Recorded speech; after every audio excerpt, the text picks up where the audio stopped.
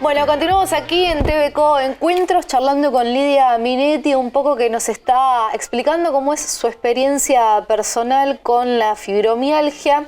Y en este caso, Lidia, recién me contabas que tenés 40 años, a los 36 te diagnosticaron, por ende estás ya hace unos cuantos años con esta enfermedad.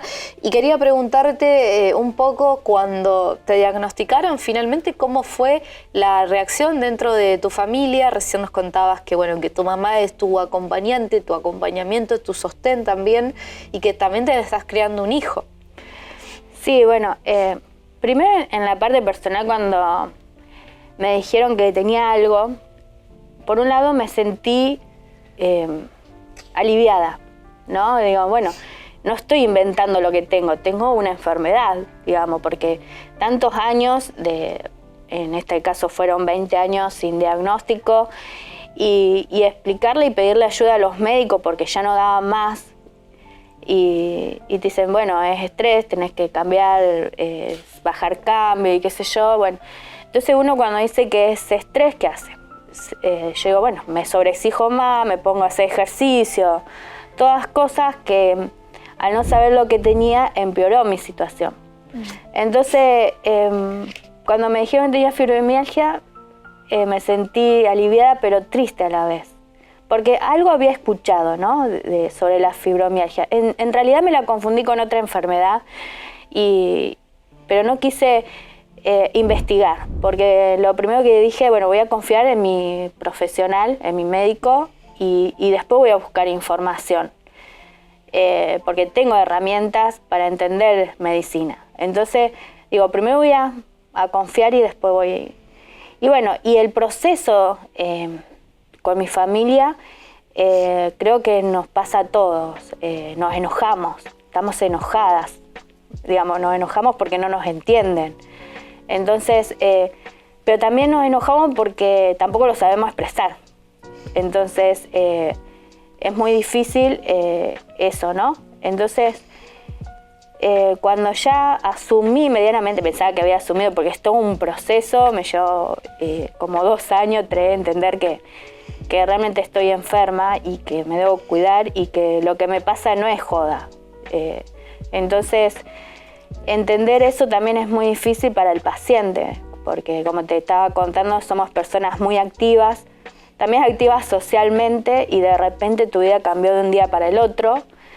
Dejaste de ir a cumpleaños, dejaste de ir porque no podés, porque no te da las energías. ¿Qué cambió puntualmente en tu vida, en tu rutina? Todo, ¿no?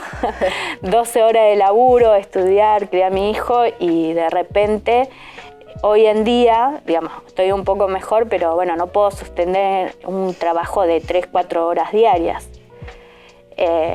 Cambió todo. Y de la parte social que te decía, por ejemplo, ahora, porque no es solamente que tenemos dolor, tenemos trastornos alimenticios, muchos de nosotras nos hace mal algunos alimentos, que también los tenemos que empezar a identificar, porque eso nos produce muchos cólicos intestinales, y bueno, lo que lleva a los cólicos a diarreas y estar en cama. Entonces, tenemos que identificar esos alimentos que nos hacen mal. Entonces, a veces cuando ya los identificás, ya no podés ir a comer a otros lugares, porque ir a ese lugar y te agarra un cólico intestinal de repente no es muy agradable, así que tenés que ir priorizando. Por ejemplo, ahora voy a los eventos, pero después de comer. ¿Y has mejorado tu calidad de vida con algún tratamiento, algún ejercicio o medicamento que te hayan dado? Al principio creo que sí, que me hizo bien la medicación, porque estaba muy sobresaturada, ¿no? Pero después creo que con el tiempo me empezó a hacer mal en la parte cognitiva, en sentido como que me daba todo lo mismo, ¿viste? Hacía como 2 años y medio que no me enojaba con nadie. Entonces como que esas partes como que por ejemplo, siempre fui muy daba clases particulares para sobrevivir en ese tiempo, y no me salían ejercicios básicos del primario. Y bueno, cuando sin querer tuve que dejar la medicación por la pandemia y eso, y después estuve dando química de la universidad. Entonces, ahí me di cuenta que el medicamento que pensaba que me hacía bien, me estaba haciendo mal para otra cosa. Claro. Pero no a todas le pasa lo mismo, ¿no? Porque somos todas distintas. Por eso por eso le decimos a los profesionales que por favor, que se capaciten en fibromialgia. Necesitamos su ayuda necesitamos, porque los grupos de contención están a cargo de pacientes y esos pacientes no somos profesionales y es mucha responsabilidad que llevamos, porque cada vez que aparece un mensaje de alguna de las compas, gracias a Dios, las compas del dolor, le digo yo, que se han querido empastillar, suicidarse, nosotras no sabemos qué decir, porque nosotras no somos profesionales, solamente darles fuerza, que continúen, porque esto no te mata enseguida, pero te desgasta psicológicamente en el sentido de porque te que cambiar toda tu rutina. Como Exacto. Te decíamos, nosotros somos bichitos de costumbre, viste que te decía. Sí. Y aceptar la nueva persona. Claro. Entonces, tenés que aceptarte, tenés que hacerte respetar y tenés que informarte para cuando vos te informás y te das cuenta que lo que te pasa a vos le pasa a un montón de personas, entonces te das cuenta que no es algo único, ¿no? Y que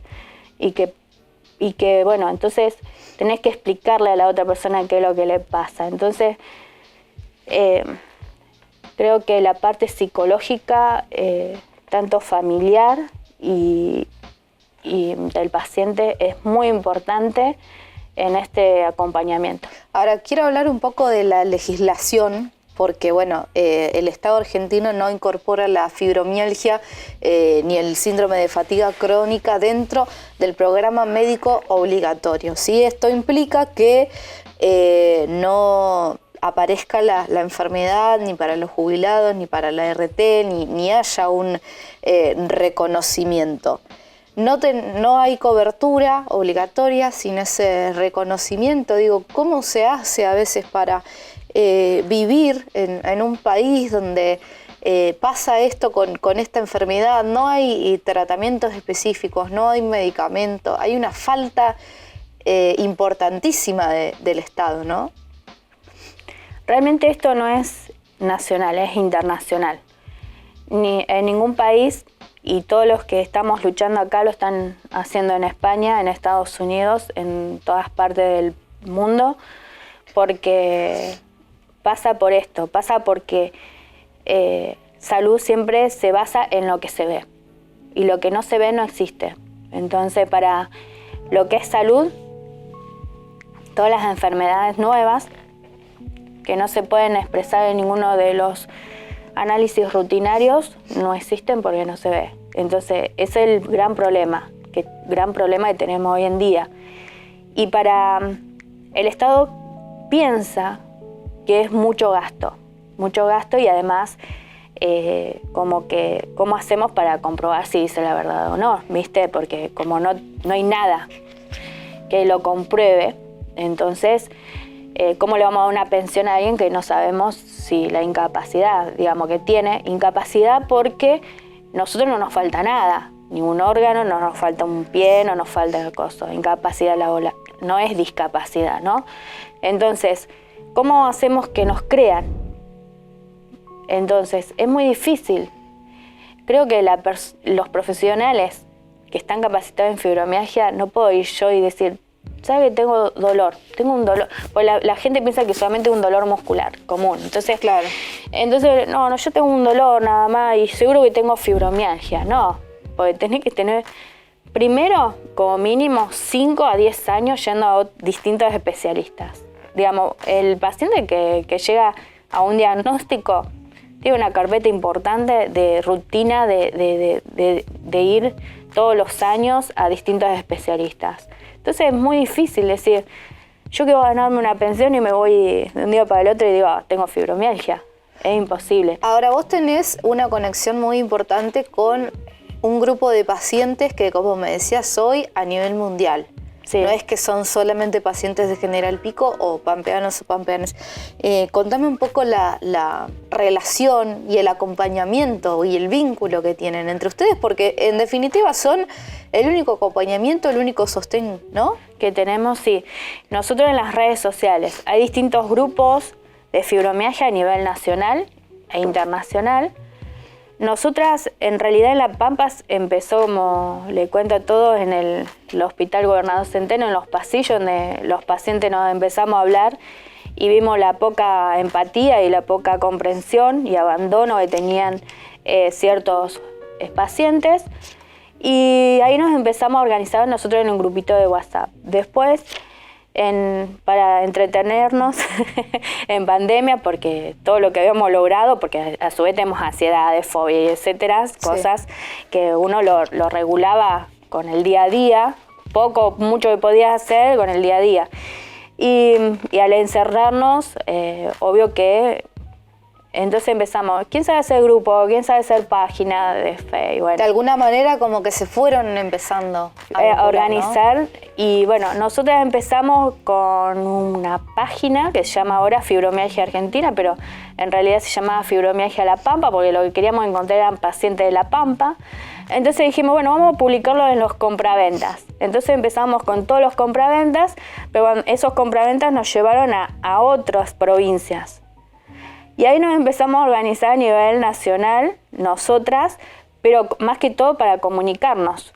Y cuando quisimos acordar, hicimos un lindo vínculo con otras provincias y a su vez ayudamos a otras provincias. Por ejemplo, por ahí nos escriben, ¿qué están haciendo de La Pampa? ¿Qué sé yo? Bueno, entonces nosotros le pasamos todo lo que hemos hecho en forma burocrática, para que se organicen ellas y empiecen a luchar, y ellos nos pasan también cosas a nosotras.